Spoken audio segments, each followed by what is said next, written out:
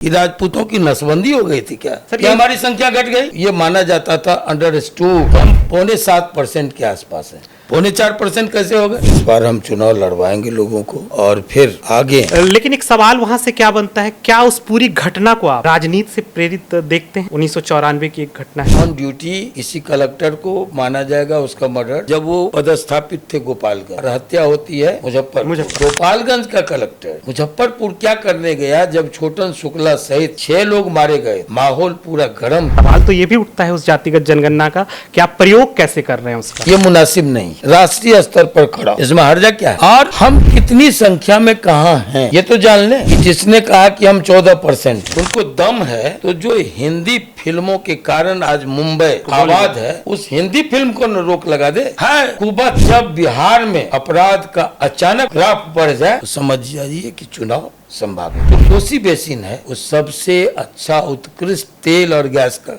खजाना है। वहाँ सर्वे का रिपोर्ट है, आप लो अयस गया चले जाइए, गया की पहाड़ियों में लो अयस। इसीलिए सवाल ये भी हो जाता है कि आप भी एक कवि हैं तो उन्होंने कवि की लाइन को कोट कर दिया, तो इसमें क्या हर्जा था? वो किसी पार्टी की विचारधारा तो नहीं। ठाकुर को मारो, लाठी लेके बैठा हुआ खेत में है, खलियान में है, ठाकुर को मारो, कहीं से ढूंढ के लाइए कि ये पंक्ति कहीं है। तो अब छुटवइयों के बीच में हमारी तुलना मत कीजिए। हम किसी जात के नेता नहीं है। जुल्म को जातियों में नहीं बसता, लेकिन नर्सरी के लोग निकलते, अभी उनको मेहनत करने दीजिए सर, वो अभी काम करने दीजिए। मंडल कमीशन का और आरक्षण का मेरा विरोध नहीं था। वर्षों से खींचकर नाम पूछे जाते थे, टाइटल जान करके अपमानित किया जाता, जनेऊ काटे जाते, सिंहेश्वर मंदिर में थूक से टीके मिटाए गए, नंगा करके लड़कियों को सरेआम बाजार में घुमाया गया, हॉस्टलों में रख करके रेप किए गए।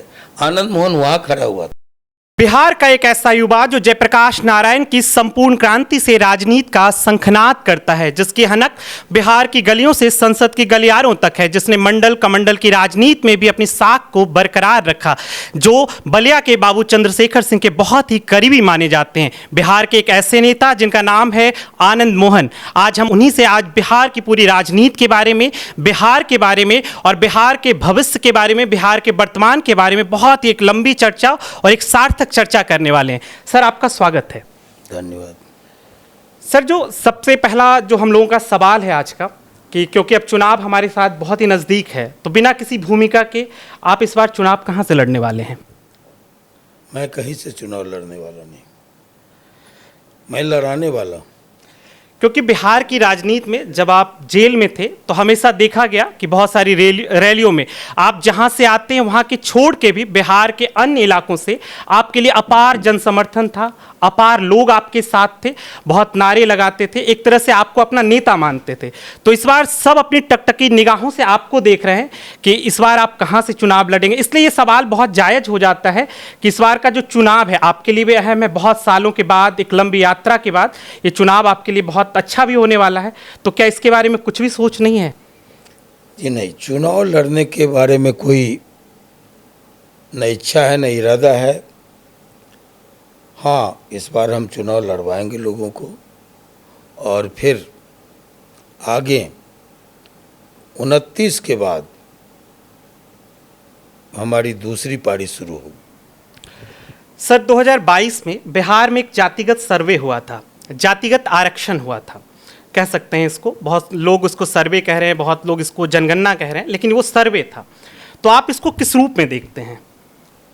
ये जो जातीय जनगणना हुआ, जातीय जनगणना, देखिए, जातीय जनगणना को मैं कहीं से बुरा नहीं मानता, लेकिन मैं शुरू से कहता रहा कि सिर्फ एक स्टेट, एक राज्य में इसकी गणना जायज़ नहीं है, संपूर्ण देश में होनी चाहिए।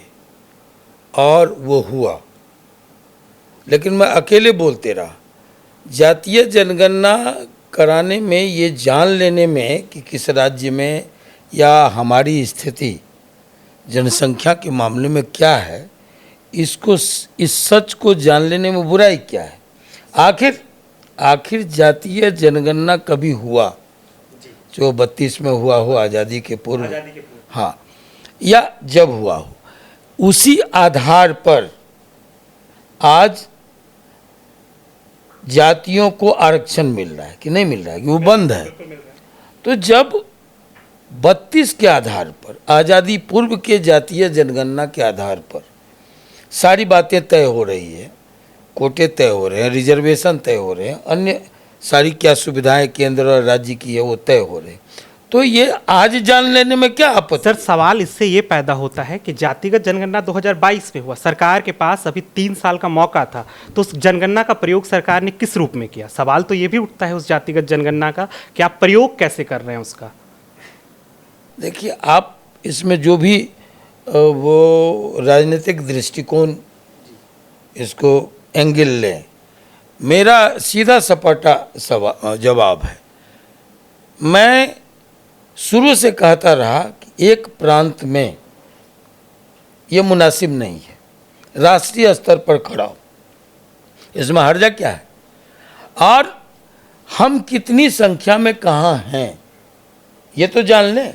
जो लोग बिहार के संदर्भ में फूले नहीं समा रहे थे कि हमारी संख्या इतनी है, तो ये तो दिखाया। अभी आपको एक बात बता दें कि जिसने कहा कि हम 14% हैं,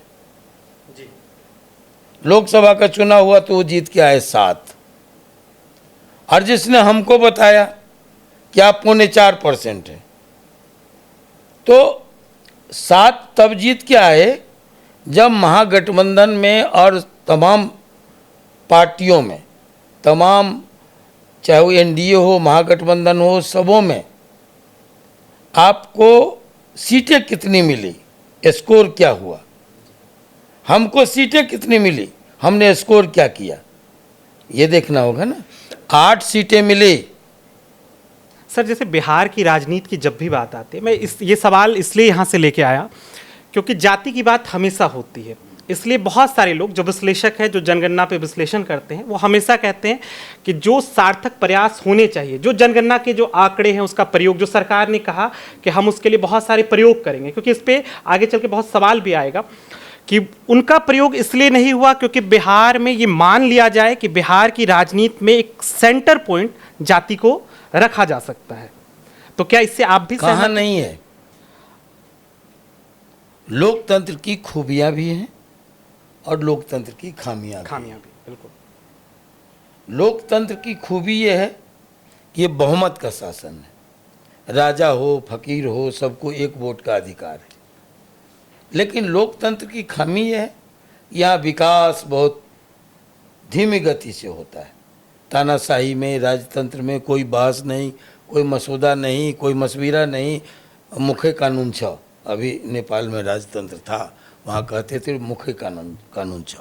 तो चलिए, लेकिन ये कि योजनाएं, अब आप कहते हैं कि फिलवक्त कुछ नहीं हुआ। 22 की जो गणना है, जातीय जनगणना, वो आधार तो है जी।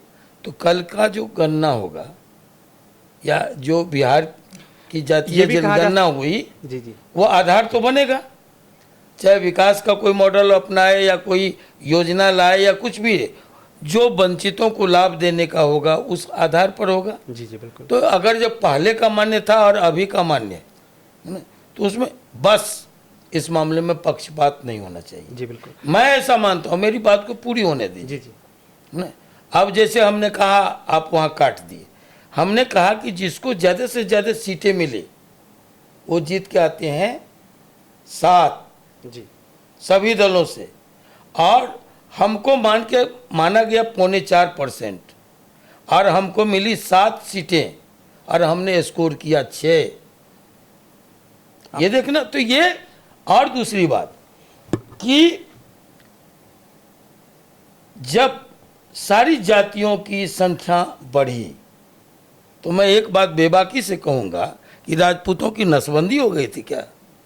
सर, कि हमारी संख्या घट गई? हमें बतलाया गया कि पहले से हम ये माना जाता था, अंडरस्टूड, कि हम 7.25% के आसपास हैं। 4.25% कैसे हो गए? सर यहीं से एक सवाल भी आता है कि राज्यसभा के एक सांसद हैं मनोज झा, जो बिहार से सांसद हैं, तो उन्होंने संसद में एक कविता का वाचन किया था। ओम प्रकाश वाल्मीकि की एक कविता थी, कुआं का ठाकुर का कुआं। हाँ, तो इस पे आपकी नाराजगी भी जाहिर हुई थी। तो आप इसको मैं किसी व्यक्ति का नाम नहीं लेता। जी जी, वो नाम लेने लायक व्यक्ति नहीं है। जी वो जंगल राज के चाटुकार हैं, है ना, वो प्रवक्ता होंगे। जी जी हमारे लिए वो कुछ नहीं है। जब मैं राजनीति करता था उनके पिताजी के साथ, उनके चाचा जी के साथ, और तब वो हाफ पैंट पहन के सहरसा की गलियों में कंचा खेलते थे। तो इसलिए वो हम उनको प्यार से व्यंग में कह लीजिए, हम फिटकिरी झा कहते हैं। 1 टन 1 क्विंटल जी दूध इकट्ठा कर दीजिए और उसमें 1 ढेला फिटकिरी का डाल दीजिए, पूरा का पूरा दूध फट जाएगा। तो वो जो जहाँ बैठा हुआ है जी उसके हित के लिए नहीं बैठा हुआ है, अहित के लिए बैठा हुआ। ये मैं भविष्यवाणी कर रहा हूँ। ये कविता ना, जैसे आप एक कवि भी हैं, आपकी एक कविता भी है कैद में आजाद कलम, शायद ये कविता भी है, अगर कविता संग्रह है। हाँ, कविता संग्रह है। हाँ, उसके अलावा भी कविता संग्रह है, स्वाधीन अभिव्यक्ति। इसीलिए सवाल ये भी हो जाता है कि आप भी एक कवि हैं, तो उन्होंने एक कवि की लाइन को कोट कर दिया, तो इसमें क्या हर्जा था? वो किसी पार्टी की विचारधारा तो नहीं? हाँ, नहीं, आइए आइए, पूरी बात सुन लीजिएगा। जब सवाल किए हैं तो लोकसभा में बहस किस मुद्दे पर चल रहा था? स्त्री विमर्श पर, जी महिला आरक्षण पर, ठीक है। तो स्त्री विमर्श पर जब चल रहा था तो वहाँ ठाकुर का कुआं क्या लेने आया? और ठाकुर का कुआं, जब आपने कहा कि हमको साहित्य से कोई मतलब है, जी जी, तो मैं वाल्मीकि की उस कविता को एक पंक्ति जानता हूँ जी। वो ठाकुर का कुआं में कहीं भी आप ढूंढ के लाइए, उसमें ये हो कि ठाकुर लठ लेके बैठा हुआ है सुप्रीम कोर्ट के दरवाजे पर, ठाकुर को मारो। ठाकुर लठ लेके बैठा हुआ है संसद के दहलीज पर, ठाकुर को मारो।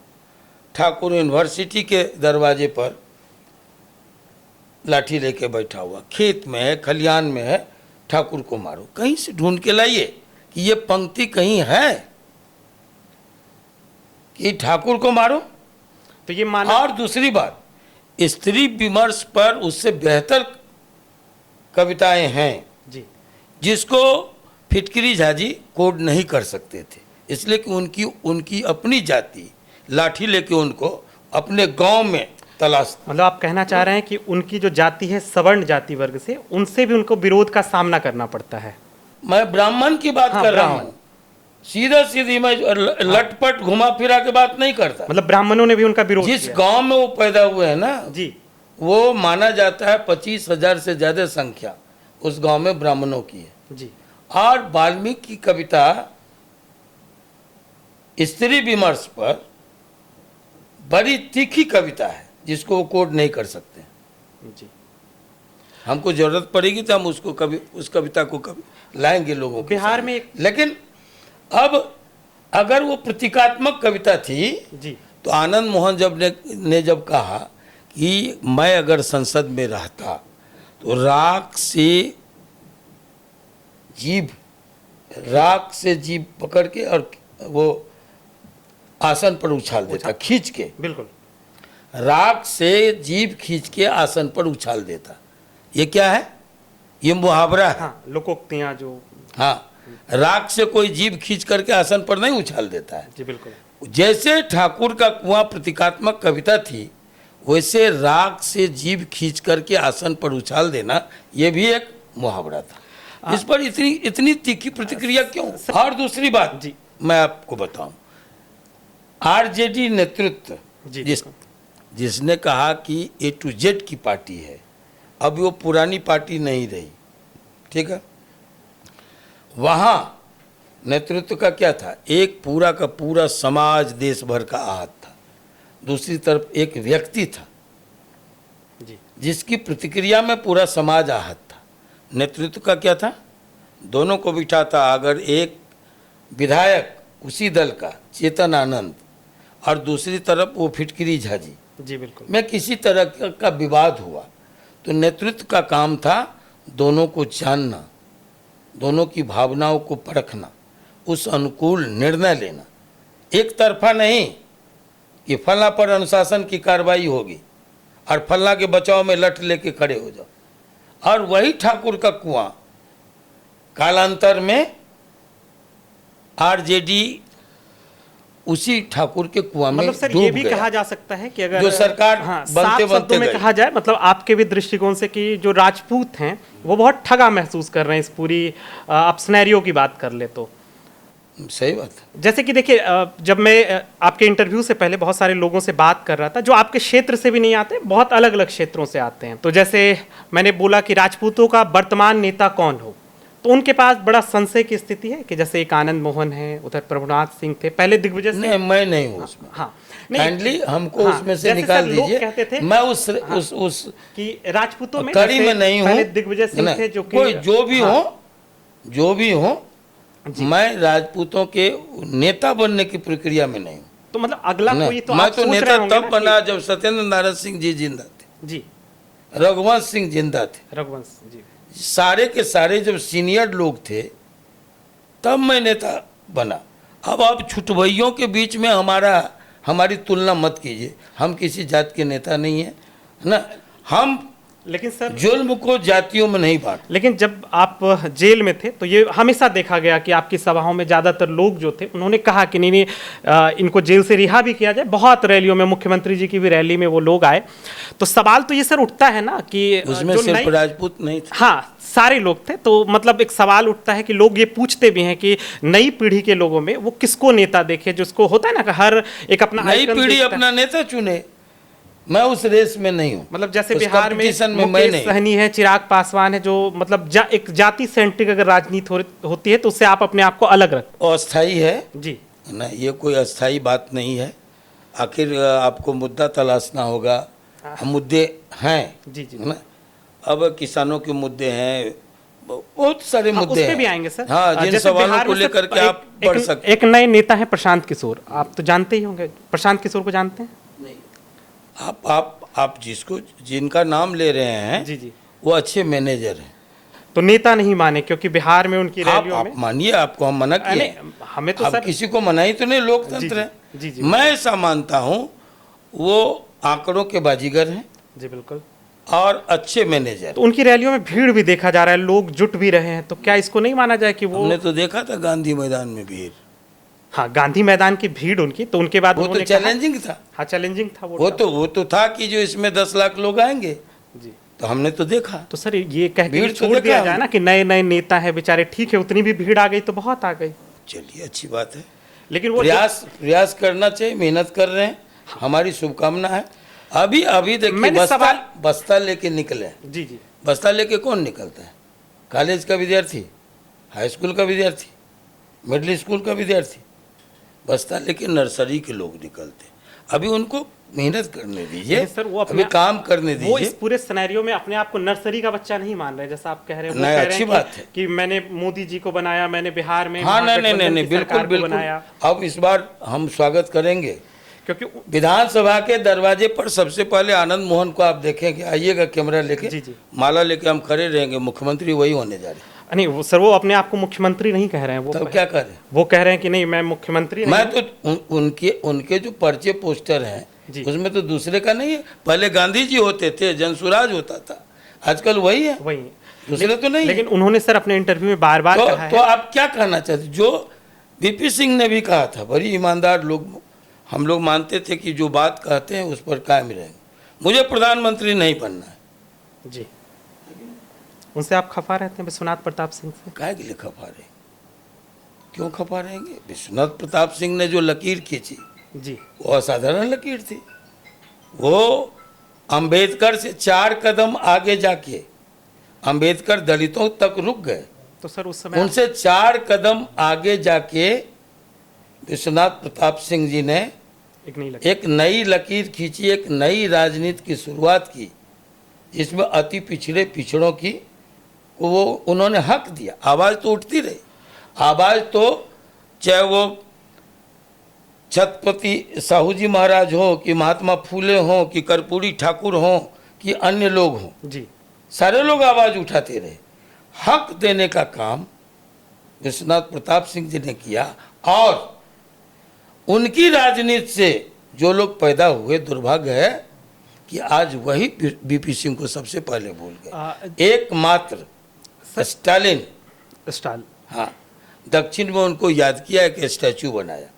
बाकी लोग तो भूल गए, जो उनकी राजनीति से पनपे, जन्मे, खड़े हुए, लाभ लिया, मंडल और पिछड़ा की राजनीति में आगे बढ़े, एक मुकाम पाए, वो सारे के सारे लोग सर, भूल ये गए। जब बात हो ही रही है, क्योंकि आपका वो दौर भी था, मंडल कमंडल की राजनीति को आपने बहुत अच्छे से देखा है, तो सवाल ये भी बनता है ना कि उस समय जब बीपी सिंह ने ये किया था ओबीसी जो मेरा मंडल, कहीं से विरोध नहीं था, यही तो है। हाँ, तो इसी को कहीं लोग से जानना भी भी चाहते हैं ना। मंडल कमीशन का और आरक्षण का मेरा विरोध नहीं था, माफ कीजिएगा। जी, जिस तरीके का इस्तेमाल हक के सवाल पर, जब इज्जत लूटने का काम होगा, खेत खलिहान लहूलुहान हुए, जब बसों से खींचकर नाम पूछे जाते थे, टाइटल जान करके अपमानित किया जाता था, जनेऊ काटे जाते थे, पांडवों के सिंहेश्वर मंदिर में थूक से टीके मिटाए गए, तब मेरा विरोध। जब अबलाओं की इज्जत पर बात उठी, उसी दौर में आपने नंगा पार्टी भी सुन लीजिए, नंगा करके लड़कियों को सरेआम बाजार में घुमाया गया, प्रदर्शन किया गया, हॉस्टलों में खींचकर, घरों से हॉस्टलों में रख करके रेप किए गए। आनंद मोहन वहाँ खड़ा हुआ था, खड़ा ही नहीं हुआ था। कौन थे नेता अपोजिशन? जगन्नाथ मिश्र जी थे। बिहार में कौन थे मंत्रिमंडल में? रघुनाथ झा जी, रूपनारायण झा जी, जगदानंद सिंह जी, ये लोग थे। आनंद मोहन मंत्रिमंडल को लात मार के खड़ा हुआ था। चंद्रशेखर जी के कोटे से रघुनाथ झा और आनंद मोहन मंत्री होने जा रहे थे। हमने बीपीसीसी के तत्कालीन प्रेसिडेंट और नंबर 2 के व्यक्ति को, स्वर्गीय लाहटन चौधरी जी को 67,000 मतों से हरा के आया था। ये बहुमत नहीं था, वो ट्रक पर बहुमत लेके आए थे, हाउस लाद के। और तब मेरा कैबिनेट में जाना तय था। लालू जी जिंदा है, पूछिए चंद्रशेखर जी के कोटे से। और मैंने उस मंत्री पद को लात मार के मैं खड़ा हुआ था। सर, आपने उस बीच में एक नाम लिया, रघुनाथ झा, उनका भी जिक्र आपकी ज़िंदगी में आता है। क्या है आपका उनका रोल आपकी लाइफ में? अच्छे लोग थे। कुछ लोग कहते हैं जब पहली बार आपने चुनाव महिषी से लड़ा विधानसभा, मेरे ख्याल से, तो लोग कहते हैं कि उसमें उनका बड़ा योगदान था। नहीं, वो तो अपना चुनाव लड़ रहे थे, कांग्रेस से आए थे, उसमें कोई योगदान नहीं था, किसी का नहीं था। वो जनता दल की एक हवा भी थी, वो अपना चुनाव और मेरे चुनाव में आए भी नहीं थे। नहीं, कुछ जगहों ये पे गलत बात है। उनके पोते ने भी बहुत जगह ये कोट किया कि उस समय बहुत आपके साथ वो करीबी नहीं नहीं, मेरे संघर्ष में वो साथ थे। हम एक पार्टी में थे, चंद्रशेखर जी के दोनों शिष्य थे। और जब लालू जी से शुरुआत की लड़ाई हुई तब वो हमारे साथ थे, लेकिन जब वो मंत्रिमंडल में शामिल हो गए, जनता दल के टूट के बाद जब लालू जी से हमारे संघर्ष हुए, सजपा बनी चंद्रशेखर जी के नेतृत्व में, हम साथ थे। वो प्रदेश अध्यक्ष थे, हम यूथ के प्रेसिडेंट थे, हम साथ थे। लेकिन जब वो फिर चंद्रशेखर जी को छोड़ के और लालू जी को ज्वाइन किया और स्वास्थ्य मंत्री बने, तब हमारा विरोध हुआ। थोड़ा सा सर समय को और पीछे खींचते वो तो बहुत बात बोलता है, नया लड़का है, वो तो कहता है विदेशी। अब ये सब जानते हैं कि जब मैं शिवहर की राजनीति में गया विरोध के बाद, तो एक धक्का में कौन गया गोपालगंज विदेश, जो हमको वहाँ शिवहर में विदेशी, जो जिनका खानदान कहता है विदेशी, वो मेरे ही एक धक्के में गोपालगंज में शरण लिए और कभी बेतिया में शरण लिए। वहाँ वो स्वदेशी थे क्या? उनका पुश्तैनी घर था क्या? इसलिए बहुत बड़ी बड़ी बात बोलता है। बच्चे हम जवाब नहीं देते, हाँ, मुंह नहीं लगाते। सर, थोड़ा सा समय को और पीछे खींचते हैं और जेपी के आंदोलन को आप कैसे देखते हैं? उस समय से आपकी राजनीति को कहा जाता है कि आप उस समय एंटर किए, और जेपी का आंदोलन अभी जून में उनके 50 वर्ष पूरे हुए थे संपूर्ण क्रांति का, तो आप उसको कैसे देखते हैं? उसमें क्या है आपकी यादें? हम लोगों ने मनाया भी था जी। जेपी सेनानियों के साथ। सहरसा में जो आंदोलन का सेंटर था, विनोबा आश्रम, वहीं हम लोगों ने मनाया था और सभी जेपी सेनानियों को सम्मानित भी किया था। उनकी कुछ मांगे भी थी, उन मांगों को मुख्यमंत्री तक भेजना था, हमने भेजा भी था। वो हमने नहीं, आप प्रेस के लोगों ने और दुनिया भर में लोकतंत्र में जो विश्वास रखने वाले लोग हैं, उन सब ने कहा कि वो दूसरी आज़ादी थी, और दूसरी आज़ादी का ये टाइटल दिया जेपी के संपूर्ण क्रांति को। और वाकई जिस तरह से अभिव्यक्ति की आज़ादी पर तलवार लटका दिए गए सेंसरशिप के, जिस तरह से न्यायपालिका पर पहरा बिठाए गए, जिस तरह से आपको संविधान के साथ बलात्कार हुआ, सबसे ज्यादा संशोधन लाए गए, संसद के कार्यकाल को 5 से 6 साल बढ़ाए गए, पूरे देश को कारागार में तब्दील कर दिया गया। जयप्रकाश नारायण, मोरारजी देसाई, चंद्रशेखर, राजनारायण, मधुलिमय, ऐसे तमाम शीर्ष नेतृत्व सहित हमारे जैसे छोटे लोग, लालू जी, नीतीश कुमार जी, सुशील मोदी जी, आनंद मोहन, शिवानंद तिवारी, ये सारे के सारे लोग, 1.25 लाख लोगों को रातों रात पकड़ पकड़ कर जेल में ठूस दिया गया, पूरे देश को कारागार में तब्दील कर दिया गया। वो बहुत खौफनाक मंजर था, और उससे निजात पाना ऐसा लगता था कि मुश्किल है। लेकिन ये सब चूँकि इस देश में जमहूरियत की नींवें जो वो बड़ी गहरी है, और इसलिए ये सफल हुआ। जयप्रकाश नारायण का जो इस देश को साधुवाद देना चाहिए। राजनीति को समझते हैं वो लोग ये भी कहते हैं कि जो जेपी के समाजवाद से निकले हुए नेता थे, उन्होंने सबसे ज़्यादा परिवारवाद को बढ़ाया, और इसमें है भी नेता, आप अभी उनकी चर्चाएं भी कर रहे थे, तो आप इसको कैसे देखते हैं? क्या राजनीति में परिवारवाद होना चाहिए, या मान लीजिए बिल्कुल नहीं, बिल्कुल नहीं। परिवारवाद की परिभाषा पहले समझ लीजिए। परिवारवाद वो है जब व्यक्ति अपने सत्ता, अपनी ताकत, इसके दम पर अपने अकलोल, बकलोल, ढकलोल, बेवकूफ संतति को थोप दे किसी पर, तो वो है परिवारवाद। आपका इशारा लेकिन नहीं, अब जो भी हो, आप आपका काम है, खोजी पत्रकार है, आप खोजते रहिए, तलाशते रहिए, आपका काम है, हमारा निजी टिप्पणी नहीं करना है। एक बात, लेकिन अगर व्यक्ति जेल में हो, उसके सामने लाठी, गोली, जेल, मौत हो, अगर व्यक्ति संघर्ष के पथ पर हो और उसकी संतति उनकी अनुपस्थिति में अपनी विरासत को लड़के छीन लेता है, हासिल कर लेता है, तो वो संघर्षवाद है। इसी पे सर सवाल, मेरी बात को खत्म होने दीजिए।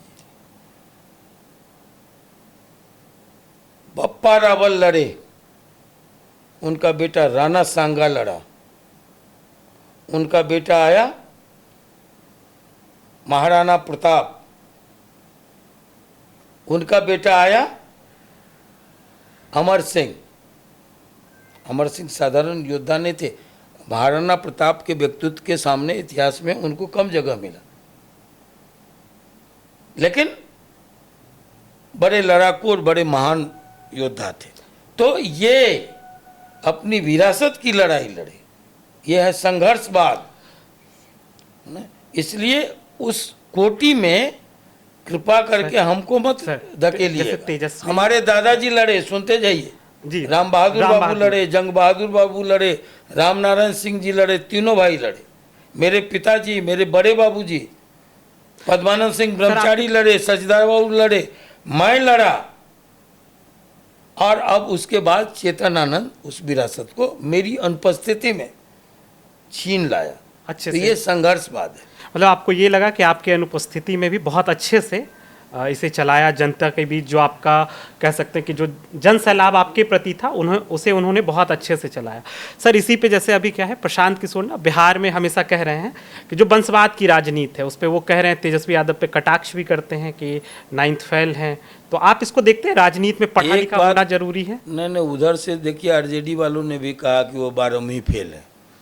अब ये सब कौन 9th फेल है, कौन 12वीं फेल है। मैं एक बात कहूँगा, परिवारवाद से ज्यादा खतरनाक है व्यक्तिवाद।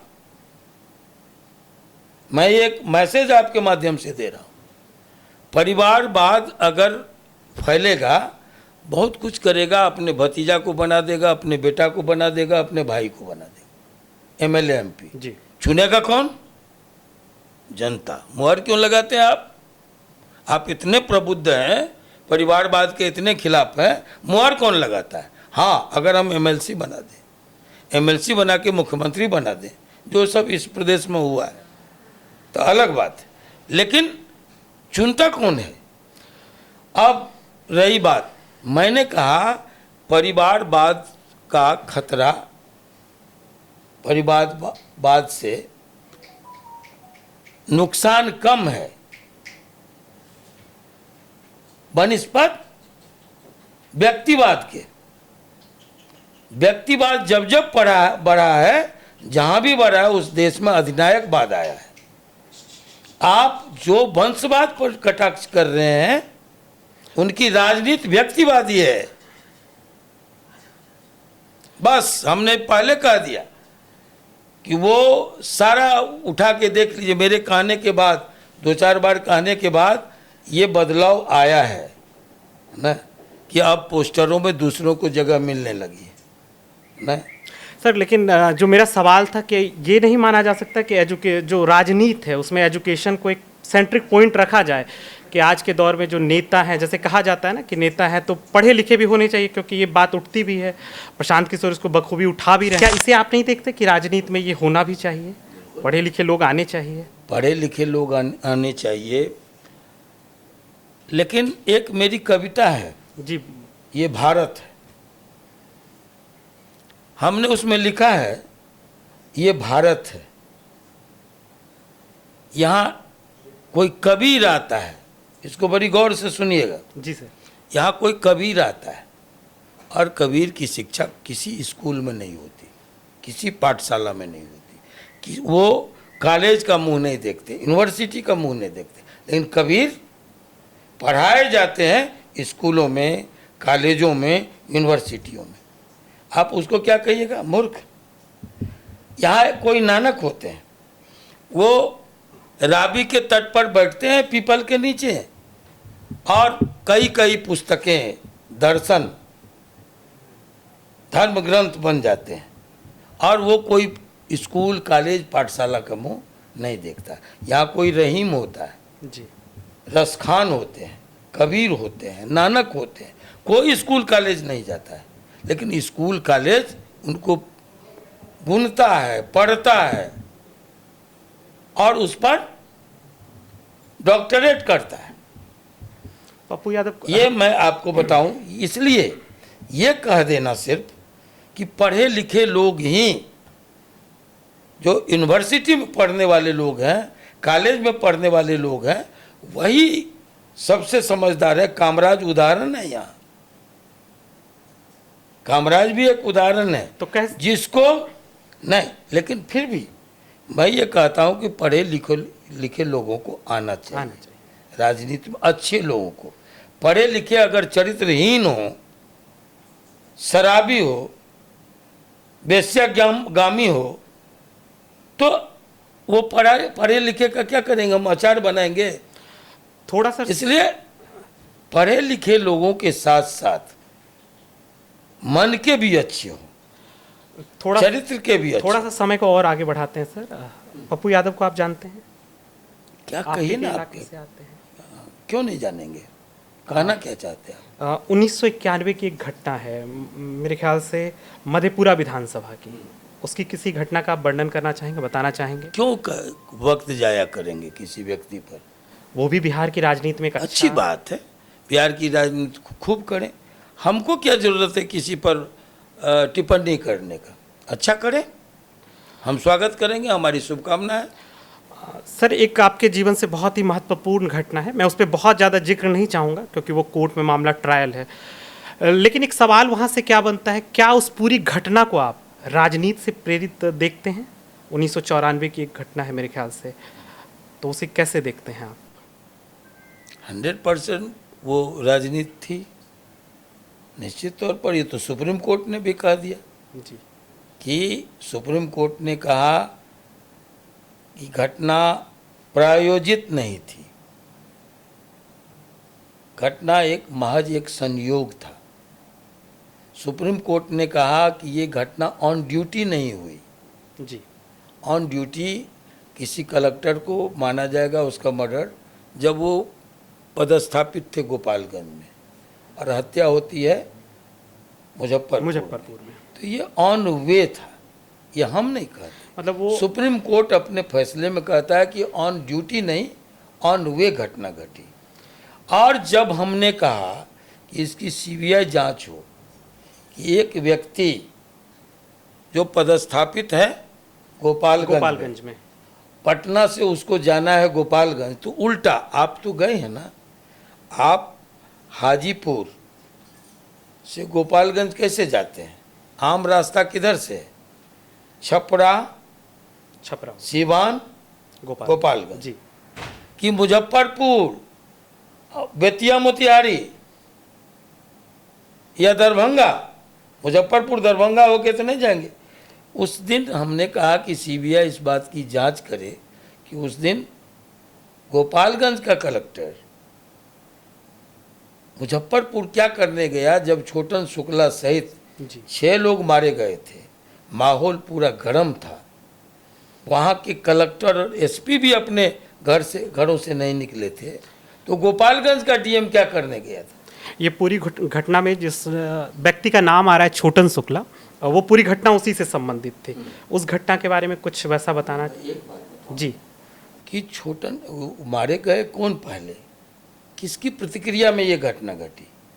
छोटन शुक्ला और उसके साथ साथ 6 राजनीतिक कार्यकर्ता, जी अपराधी नहीं, क्योंकि वो चुनाव क्षेत्र से लौट रहा था।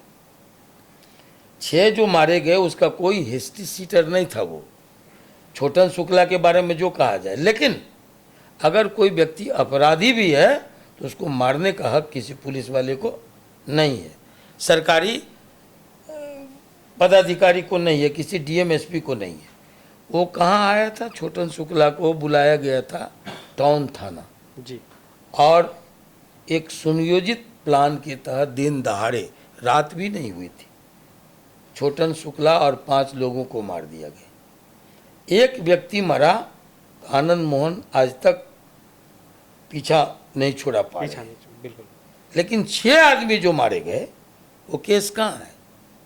आप लोग जो ये सवाल उठाते हैं मरहूम डीएम का, जी आप लोग का कर्तव्य बनता है कि एक बार उधर भी जाके देखें। जो निर्दोष 6 लोग मारे गए वो मुकदमा कहाँ है?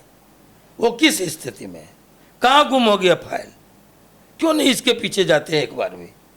कोई गए आज तक?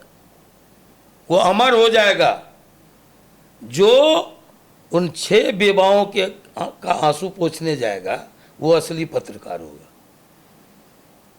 अब जाइए, वो फाइल कहाँ गुम है, क्यों गुम है?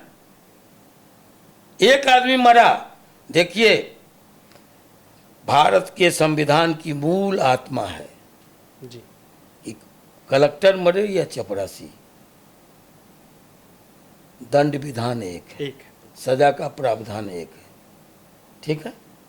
तो एक आदमी मरा, वो कलेक्टर था, आनंद मोहन एमएलए थे, एमपी थे, आज तक पीछा हो रहा है। लेकिन 6 आदमी मरे, वो साधारण व्यक्ति थे, तो वो फाइल कहाँ गुम हो गई और उस पर क्यों नहीं आज तक सवाल खड़ा होता है? सर, ये सारी जो घटनाएं हुई उसके बाद जब आपके लिए पूरे बिहार सरकार में जेल मैनुअल में जो बदलाव हुआ उस पर कोई बदलाव नहीं आया। जेल मैनुअल में कोई बदलाव नहीं आया। आप एक बात बताइए, आप उसको पढ़िए, एक नैरेटिव सेट होता है और लोग उसके पीछे आंख मूंद के चल पड़ते हैं। यही होते रहा है। भेड़िया धसान, भेड़िया धसान उसको कहते हैं जो भेड़ों की जमात होती है। अब तो प्रबुद्ध लोगों की जमात है। मैनुअल में, जेल मैनुअल में परिवर्तन किया गया। ये जेल मैनुअल में था भी क्या, ये मैं आपसे पूछना, जाइए खोजिए। ये जहाँ के जी कृष्णैया थे उस प्रदेश का नाम तेलंगाना है। तेलंगाना में जाके पता कीजिए कि चपरासी के मरने के बाद दंड विधान कोई और हो और कलेक्टर के मरने के बाद कोई और हो। ऐसा देश में कहीं था क्या? सिर्फ बिहार में लाया गया था। ये बिहार में लाया गया था। कब लाया गया? 2016 में। आनंद मोहन को सजा कब हुई? 2007 में, 3 अक्टूबर 2007 को।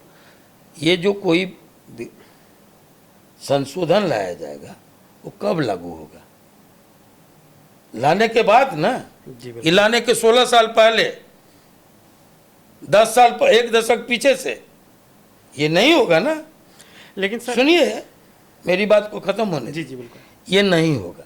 तो आनंद मोहन को सजा हुई 2007 में और कानून में बदलाव लाया गया 2016 में। हम पर कैसे लागू होगा? और सुप्रीम कोर्ट की फटकार है, निर्देश नहीं। इस पर 2 जजमेंट सुप्रीम कोर्ट का है और 3 जजमेंट पटना हाई कोर्ट का है, जिसको पेस्ट करके नीतीश कुमार की सरकार ने पेस्ट करके ये बदलाव लाया। उसके बाद सर ये जब सारी आपकी रिहाई और आप लोग चल पड़े सारे लोग। मैं आपकी बात निजी नहीं कर रहा। जी संपूर्ण मीडिया, कानून में बदलाव ला करके आनंद मोहन को छोड़ा गया। अरे ये सुप्रीम कोर्ट की क्या आप अवहेलना कर सर, रहे ये हैं? मीडिया नहीं, सुनिए, ये नेता भी कह रहे थे, बहुत सारे बीजेपी के भी नेता थे, वो भी कह नहीं, रहे थे। आप ये मीडिया ट्रायल यहाँ पहले होता है जी। और कोर्ट का ट्रायल बाद में होता है। दुर्भाग्य यही है इस लोकतंत्र का कि मीडिया ट्रायल पहले होता है, उस पर नैरेटिव सेट होता है, उसके बाद नेता बोलते हैं और उसके बाद पीछे से सब चल पड़ता है। सुनिए मैं आपको बताऊं, ये सुप्रीम कोर्ट का के फैसले की अवहेलना है। अगर हम इस बात को लेके जाएं कि हमको घेरा जा रहा है, ये जेल मैनुअल में बदलाव ला करके आनंद मोहन को छोड़ा गया, बिल्कुल नहीं। ये बदलाव किसने कहा? निर्देश हुआ सुप्रीम कोर्ट का कि देश एक है अगर कानून सब जगह एक होगा। बिहार में कानून कुछ होगा और तेलंगाना में कानून कुछ होगा और उत्तर प्रदेश में कानून को एक रूपता लाने का की फटकार थी। और 3 जजमेंट को पेश करके 3 बिहार का, इसी के खिलाफ 3 जजमेंट हाई कोर्ट का है, 2 जजमेंट सुप्रीम कोर्ट का है, जिसको पेश करके नीतीश जी हमको छोड़े। और हम ही को नहीं छोड़े। हाँ, बहुत सारे कितने लोगों को छोड़े? 32 लोग। 32 लोगों को। एक आदमी मर गए थे और 31 लोग छोड़े गए। मेरा नंबर क्या था? 11वां था। अब सर थोड़ा सा और आगे बढ़ते हैं। जैसे आप जब नीतीश कुमार के बारे में आप कहते हैं, बिहार के भी मुख्यमंत्री हैं, कहते हैं कि उनसे हमारा पारिवारिक संबंध, निजी संबंध, आप उनके संबंधों को कैसे देखते हैं अपने साथ? ये 74 आंदोलन से जी हम लोग साथ रहे। जेपी आंदोलन से, जेपी आंदोलन में वो भी जेल गए, जेपी आंदोलन में हम लोग भी जेल आए। उनके भी एक तरह हमारे जो गुरु जी थे परमेश्वर कुमार, नीतीश जी के मन में भी उनके प्रति सम्मान रहा, आदर रहा। मेरे तो गुरुदेव ही थे। और एक सेतु का काम उन्होंने ही किया था कि जब हम मिलते थे तो कहते थे नीतीश से मिलो। और नीतीश जी को जब उनकी भेंट होती, एक साथ वो लोग जेल में थे, भागलपुर जेल में, तो वो कहते थे, मेरी प्रशंसा किया करते थे। तो एक दूसरे के बारे में जान सुन करके हम लोग करीब आए और जेपी आंदोलन से आज तक वो रिश्ता निभ रहा है। ऐसा कम होता है। उनके बेटे राजनीति में आने वाले हैं, आप उसको कैसे देखते हैं? एकदम आए। आप ही ने कहा पढ़े लिखे लोग आए तो अच्छा है, तो हम तो सबसे उनपे पहले वेलकम किए। तो उन पे वो वंशवाद वाला नहीं लगेगा, परिवारवाद का आरोप? क्योंकि नीतीश कुमार इस मामले में बड़े स्वच्छ माने जाते हैं। तो कहाँ नीतीश जी ने कहा है कि हम अपने बेटे को ला रहे हैं? लेकिन ऐसे पूरे आप कह रहे हैं कि उनके बेटे आ रहे हैं, जी हमसे पूछ रहे हैं, हम कह रहे हैं आए, अच्छी बात है। जी पढ़े लिखे लोग, एक विनम्र व्यक्ति, एक संस्कारी व्यक्ति, जिसकी आज तक सत्ता में इतने दिनों तक रहने के बाद रेल मंत्री, कृषि मंत्री, राज्य के मुख्यमंत्री रहते, कभी सबों के बारे में कुछ न कुछ आरोप आज भी सुर्खियां बनती रहती है, लेकिन उसके बारे में तो कोई नहीं है ऐसा। सर, आपको मराठी एक आती है? बेदाग व्यक्ति अगर राजनीति में आता है तो वेलकम है। सर, आपको मराठी आती है? तो फिर आप बॉम्बे कैसे जाएंगे? हम जाते हैं बॉम्बे, किसी के पिताजी का तो नहीं है। लेकिन वो ऐसा तो कह रहे हैं, वो पूरे वो बिहार से गया है, अच्छा, वो बिहार से गए? कहाँ से? बिहार से यहाँ से गए हैं, इनका पूरा परिवार बिहार से गया है। मतलब बाला साहेब ठाकरे? बिल्कुल। कौन कहता है, कौन हटा देगा? हम जिस दिन हट जाएंगे भूखों मरने के लिए, कि वो नौबत आ जाएगी हमारा महाराष्ट्र को, मुंबई को। हम हैं तो मिले आबाद हैं, हम हैं तो वहाँ वो आज आर्थिक राजधानी है, हम बिहारियों के दम पर। यहीं से सर एक दूसरा ये भी सवाल आ जाता है कि बिहार में बहुत सारे प्रबुद्ध नेता हुए। अरे सबसे पहले जी। उनको दम है तो जो हिंदी फिल्मों के कारण आज मुंबई जी बिल्कुल आबाद है, उस हिंदी फिल्म को न रोक लगा दे। है कुबत। मैं गया था बहुत पहले, आज नहीं, आज से दशकों पहले जार साहब हमको बुला के ले गए थे।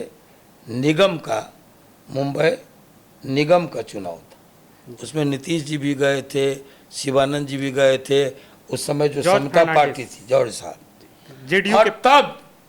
तब हमने वहाँ जो है, आज तो बहुत सारे लोग हैं, मैं तो आज पहली बार आप पूछ रहे हैं तो मैं बोल रहा हूँ।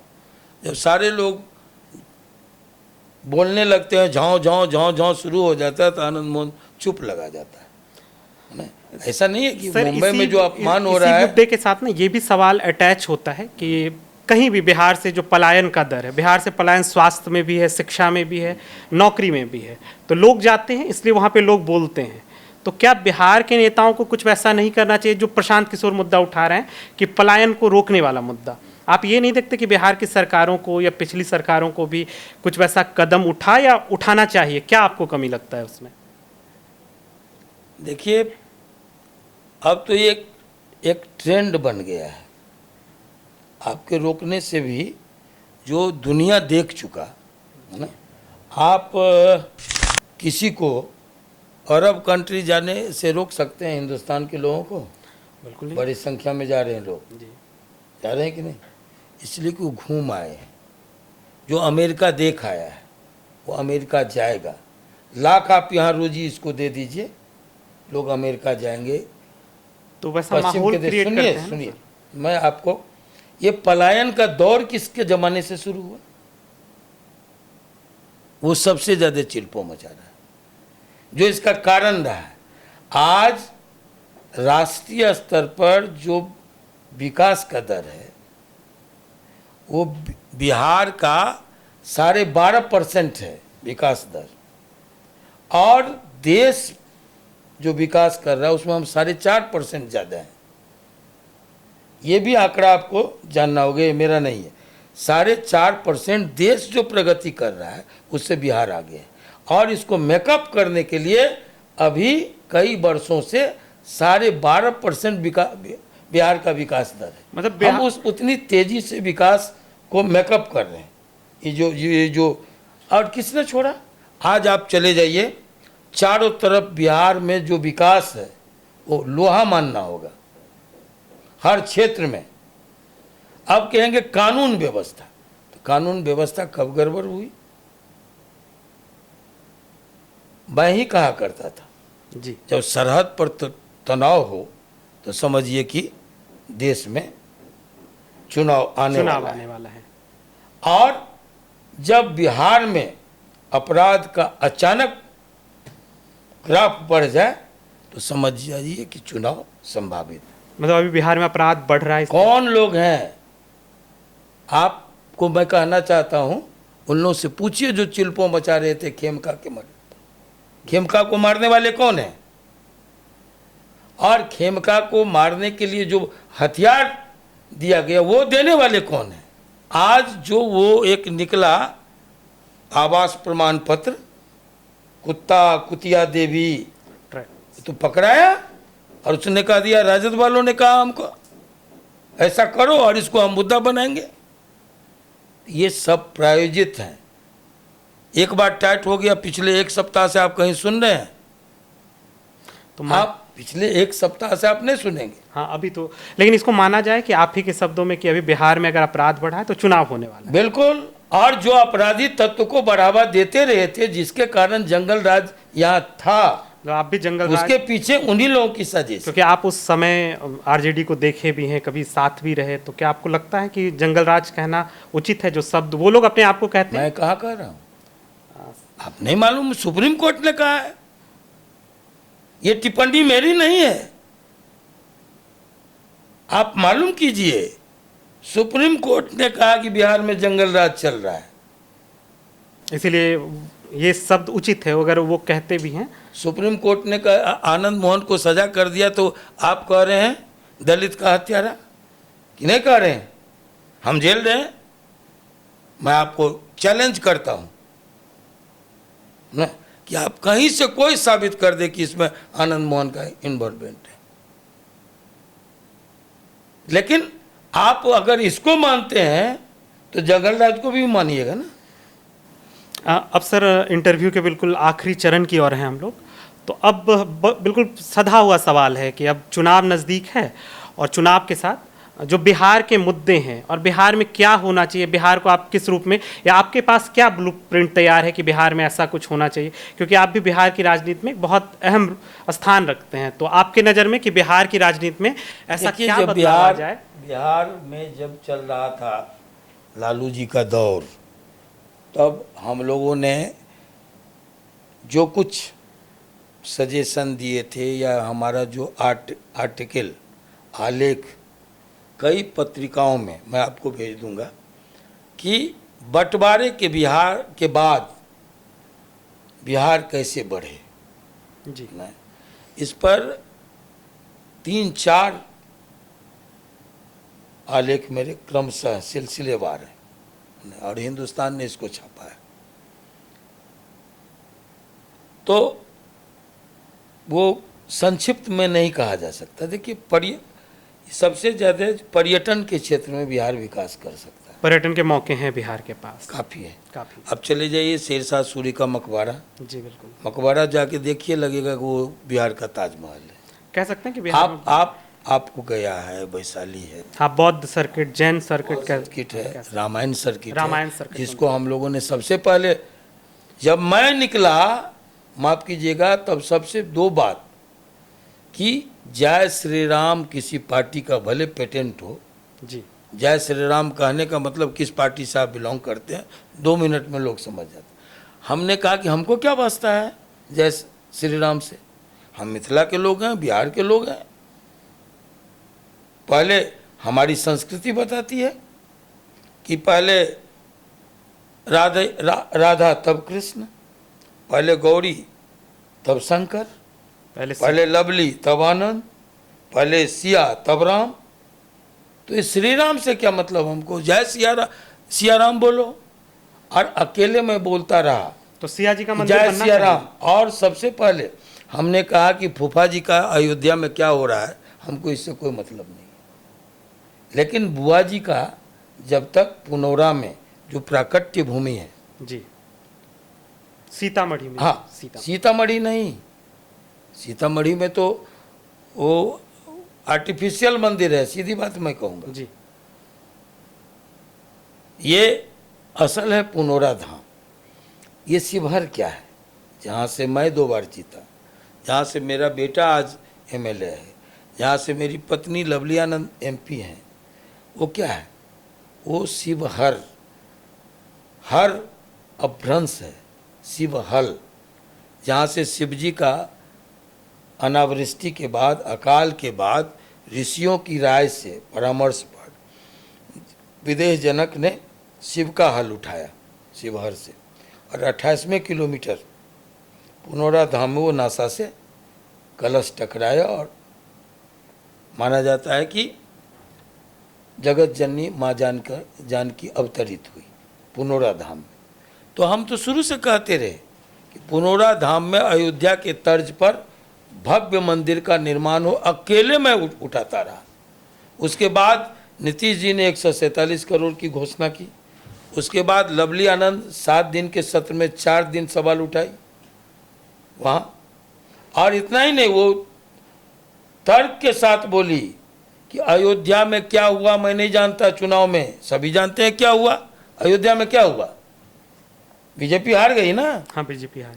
लेकिन अब चलिए, लवली आनंद का भाषण है कि आइए सीतामढ़ी, जो पुराना तिरहुत है जिसको मिथिला कहा गया है, बेतिया, बगहा, मोतिहारी, शिवहर, सीतामढ़ी, आपको झंझारपुर, आपको दरभंगा, मधुबनी, सहरसा, मधेपुरा, सुपौल, अररिया, खगड़िया, समस्तीपुर, बेगूसराय, सारी की सारी सीटें जो मिथिलांचल की है वो एक तरफा गई एनडीए को।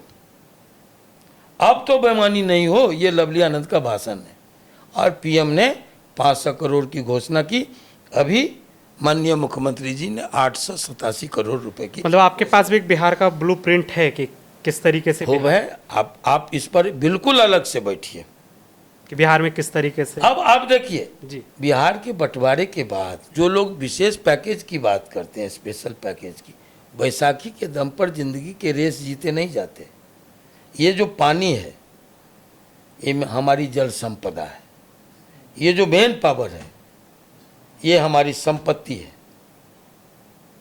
हमारे हाथ लगते हैं तो दिल्ली आबाद होता है, गाजियाबाद, नोएडा, फरीदाबाद, ये सब, मुंबई, चेन्नई, सबके सब आबाद, कलकत्ता, सबके सब आबाद हैं हमारे मेन पावर के कारण। तो ये है जल संपदा है। और आपको जो कोसी बेसिन है वो सबसे अच्छा उत्कृष्ट तेल और गैस का खजाना है। वहाँ हम नहीं खोज रहे, ये सर्वे का रिपोर्ट है। आप लोह अयस्क गया चले जाइए, गया की पहाड़ियों में लोह अयस्क है। बिहार का पूरा ब्लूप्रिंट है कि बिल्कुल, जिसपे एक बहुत सार्थक चर्चा की जा सकती है। लेकिन अब इस पूरे इंटरव्यू को बिल्कुल आखिरी छोर पे ले जाएंगे, जो आपका बिल्कुल स्टार्टिंग में था कि मैं बिहार में इस बार चुनाव लड़वाने वाला हूँ। तो किनको किनको चुनाव आप लड़वा रहे हैं? अब जो पार्टियां गठबंधन की हैं वो लड़ेंगी और हम लड़वाएंगे। कुछ सीटों का आंकड़ा है ऐसा, किससे किसको टिकट? देखिए, क्योंकि हम नहीं चाहते और न बिहार चाहता है, और यही एनडीए की पूंजी बनेगी कि कोई नहीं चाहता उस खौफनाक दौर में फिर से बिहार की पुनर्वापसी। कोई ऐसा टिकट जिसे आप दिलवा रहे हैं इस बार जब चुनाव? चलिए, ये टिकटों के बंटवारे के लिए हम लोग अभी नहीं बैठे हैं। जो एनडीए के उम्मीदवार होंगे और जहाँ जहाँ मुझे याद किया जाएगा, हमारी भूमिका की ज़रूरत होगी, हम वहाँ सदैव उपस्थित रहेंगे। धन्यवाद सर, बहुत सार्थक चर्चा थी आज की बातचीत में, और बहुत सारे चीज़ों को, क्योंकि इनका जो पूरा लाइफ है, पूरी ये जो आप कह सकते हैं जो यात्रा है, सिर्फ ये सत्ता पाने का माध्यम नहीं है। बहुत सारे संघर्षों को देखा है, बहुत सारे त्याग भी हैं इसमें, बहुत सारी बातें अभी छूटी है। ऐसा नहीं है कि सारी बातें हो गई, बहुत सारी बातें हैं, क्योंकि एक लंबी यात्रा है। कभी फिर इनके साथ बातचीत किया जाएगा। तब तक के लिए इजाज़त दीजिए। जय हिंद, जय भारत, जय बिहार। धन्यवाद।